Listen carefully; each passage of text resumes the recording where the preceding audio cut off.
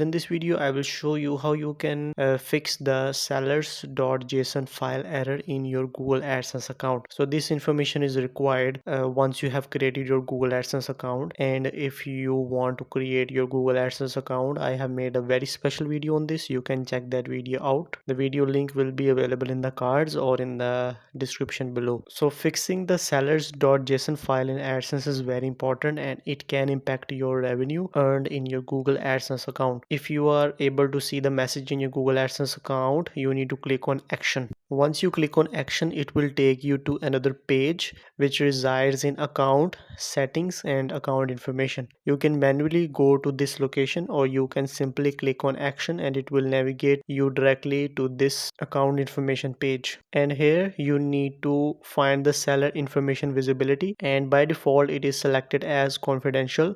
You need to make sure it is transparent. That's very important. And you need to provide the business domain. For that, you need to open a new tab, enter your URL in the address bar, double click on the URL and copy this URL and go back to the Google AdSense account.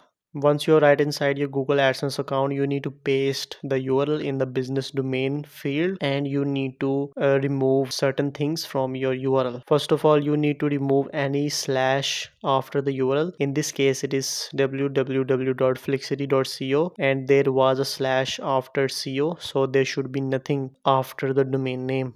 And you also need to make sure https and with the colon double forward slash and www dot are also removed. You need to simply write the name and the domain. That's all. And once you have successfully pasted the code and removed all the unusual symbols or characters, you need to click on any area of the Google AdSense. Once you see the option your changes are saved, it means that you have successfully configured your Google sellers.json file in your AdSense account. So that's it from my side. If you have any questions related to the Google AdSense account, and if you are unable to create a Google AdSense account, if you are unable to verify your Google AdSense account, you can contact me on the Instagram, or you can comment down below.